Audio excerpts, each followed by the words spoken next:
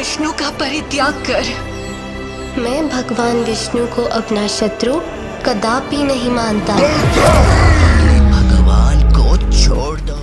Okay तो शायद पहली वीडियो है जो मैं बिना स्क्रिप्ट के बना रहा हूँ। मैं चाहता हूँ मैं एक बिल्कुल कैजुअल अप्रोच में आपको इस मूवी का रिव्यू दूं जो कि मुझे बहुत अच्छी लगी है। तो हुआ ये था कि वॉर 2 का ट्रेलर आया था, मैंने वीडियो बनाया और अब मेरे पास करने को कुछ नहीं था। दोपहर के 2-3 बज रहे थे, पॉडकास्ट होने वाला था 9 बजे। तो मैंने सोचा तब तक कुछ देख लेते हैं। तो मैंने देखा कि महाअवतार नरसिम्हा लगी हुई है जो कि एनिमेटेड फिल्म है। मैं ऑल इसके लिए एक्साइटेड नहीं था ना। मैंने इस फिल्म का ट्रेलर टीजर कुछ भी नहीं देखा था। मुझे कुछ नहीं पता था इस फिल्म के बारे में। हाँ, मुझे कहानी पता थी किसकी है, पर मैंने कुछ विजुअल नहीं देखा था। और मैं थिएटर चला गया ऐसे ही और मुझे नहीं पता था वहां पर कितने लोग होंगे। मैं जब अंदर गया तो देखा मैंने पूरा हाउस फुल हो रखा है। 2-3 सीट खाली थी, वो एक तो मेरी ही थी। तो मैं जाके बैठा। मुझे एक बार को डाउट हुआ कि मैं शायद गलत स्क्रीन में आ गया हूँ, इस फिल्म के लिए नहीं आए होंगे ये सब लोग। मैंने बगल वाले से पूछा कि भाई ये महाअवतार नरसिम्हा की स्क्रीनिंग है? तो बोला हाँ। यार इतने सारे लोग, बिल्कुल अनएक्सपेक्टेड। क्योंकि देखो ऐसा होता है कि अगर खुद हाइप फील नहीं करो, ऐसा लगता है कि कोई भी नहीं करा। नहीं, लोग हाइप थे, लोग ये कहानी देखना चाहते थे। और फिर फिल्म स्टार्ट होती है। अब जब फिल्म स्टार्ट होती है ना, तो वो जो एनिमेशन है वो देखकर मुझे लगा कि ओके ये थोड़ा गेम टाइप का लग रहा है। जैसे गेम के सीन्स आते हैं ना, जो कट सीन्स आते हैं, वैसा लग रहा था। पर मैंने कहा कोई बात नहीं यार, इंडियन एनिमेशन है और बजट इतना नहीं रहता है। लेकिन जैसे जैसे फिल्म प्रोग्रेस करती है फिर मुझे समझ में आया कि एनिमेशन का सीन ये था कि उन्होंने कुछ सीन्स को बहुत ज़्यादा अच्छे से एनिमेट किया था, तो पैसा वहाँ पे लगाया था जो इम्पोर्टेंट सीन्स थे। और वो इम्पोर्टेंट सीन्स बहुत भयंकर थे भाई साहब। वाराह की जब एंट्री होती है, वाराह की जो फाइट है, जो विष्णु जी के अवतार है उनकी जो फाइट होती है हिरण्यकश्यप के भाई से, हिरण्यक्ष नाम है उनका, उनसे जब फाइट होती है, उस फाइट सीन की एक्शन कोरियोग्राफी, वहाँ पर जो पंचेस की फील है, वहाँ पर उन्होंने जिस तरीके से अलग अलग उनकी एबिलिटीज़ दिखाई हैं, जो मैजिक दिखाया है वो कैसे यूज़ करते हैं, जो मैजिकल वेपन्स यूज़ करते हैं।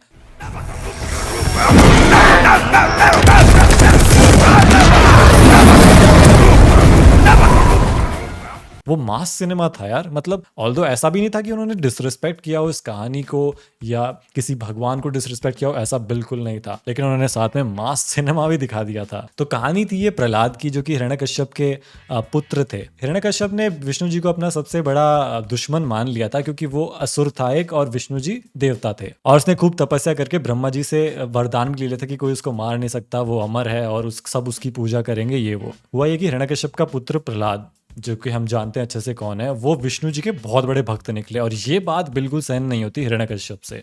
और इसी के आगे फिर कहानी चलती रहती है कि वो हिरण्यकश्यप प्रहलाद को मारने की कोशिश करता है, लेकिन विष्णु जी उनको बचाते रहते हैं। होलिका दहन भी यहीं पे होता है। तो ये कहानी तो आप लोगों को पता ही होगी, और नहीं पता तो मेरे ख्याल से मेरे को स्पॉइलर नहीं देना चाहिए वैसे। एनीवे, जो म्यूजिक था इस पूरी फिल्म के अंदर वो इतना ज़्यादा शानदार था। मतलब म्यूजिक सिर्फ ऐसा नहीं कि जहाँ पर फाइट हो रही हो तो वहाँ पर ड्रामेटिक म्यूजिक जो डाला हो, नहीं।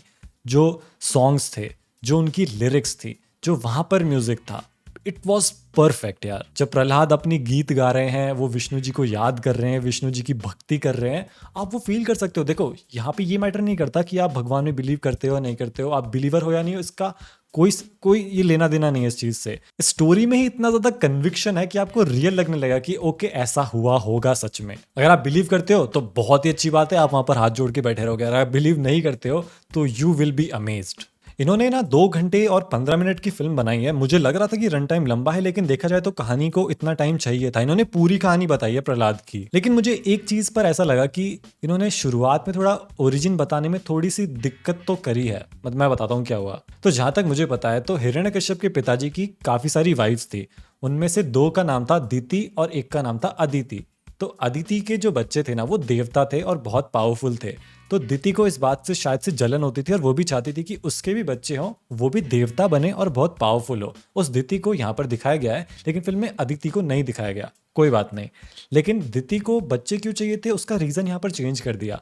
यहाँ पर बस दिति कहती है कि आपने बाकी वाइफ्स को बच्चे दिए तो मुझे क्यों नहीं दिया, ऐसा क्यों नहीं, और मुझे तो अभी बच्चा चाहिए। तो वो जिस टाइम पर वो बच्चा मांगती है वो अशुभ टाइम था और इसकी वजह से उसको असुर बच्चे होते हैं। लेकिन ऐसा नहीं हुआ था। असली कहानी में दिति को सिर्फ बच्चे नहीं चाहिए थे, उसको देवता बच्चे चाहिए थे जो कि अदिति के बच्चे जैसे हो। ये पॉइंट था। यहाँ पर ये पॉइंट ही नहीं बताया गया। मुझे रीजन नहीं पता, या मैं गलत हूं तो कमेंट सेक्शन में बता देना कि मैं कहाँ पर कुछ गलत बता रहा हूँ, वो बता देना। बात करें विजुअल्स की तो देखो फिल्म पूरी तरीके से विजुअली स्टनिंग नहीं है। ये पार्ट्स में विजुअली स्टनिंग है जहाँ पर इंपॉर्टेंट सीन्स आते हैं, जैसे कि वराह की एंट्री होती है, बहुत ज़्यादा सुंदर सीन। किसी और देवता की एंट्री होती है, बहुत ज़्यादा सुंदर सीन। विष्णु भगवान जब दिखाई देते हैं पहली बार, वो तो अल्टीमेटली ब्यूटीफुल है। इन्होंने एक सीन दिखाया जहाँ पर हिरण्यकश्यप कोशिश करता है प्रहलाद को मारने की, पानी में गिरा के। वहाँ पर वरुण देव आते हैं प्रहलाद को बचाने, और वो भी बहुत ज़्यादा सुंदर लग रहा होता है यार सीन। तो मैं कहूँगा कि हाँ, एनिमेशन देखो, आप चाहो तो क्रिटिसाइज कर सकते हो एनिमेशन को। ऑब्वियसली एक फिल्म में एनिमेशन कंसिस्टेंट होना चाहिए, पर मैं यहाँ पर बजट को लेकर सोच रहा हूँ कि इतना बजट नहीं होता।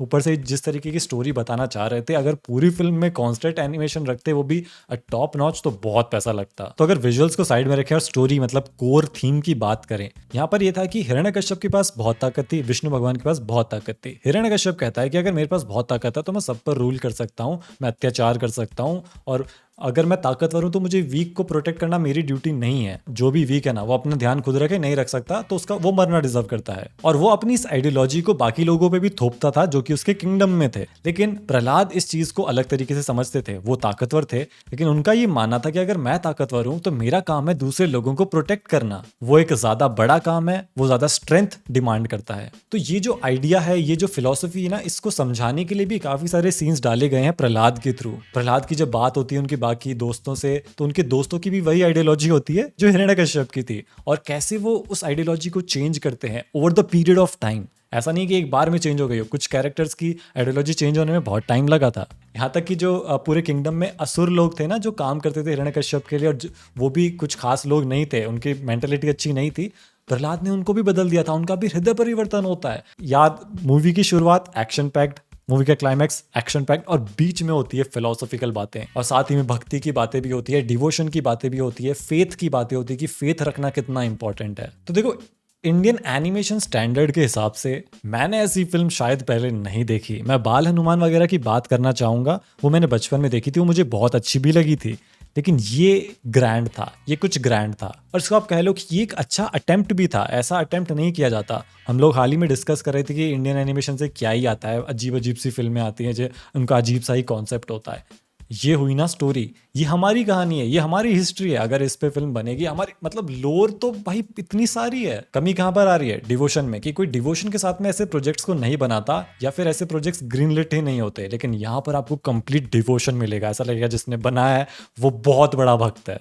तो देखो, मैं ज़्यादा तारीफ करके मेरे ऊपर पेड रिव्यू का एलिगेशन नहीं लगवाना चाहता, लेकिन मुझे जेन्युइनली ये फिल्म अच्छी लगी है, और मैं चाहता हूँ कि आप लोग अपनी फैमिलीज़ के साथ में ये फिल्म देखने जाओ। अगर वो लोग बिलीवर हैं तो उनको बहुत अच्छी लगेगी ये film. It was mass cinema as well.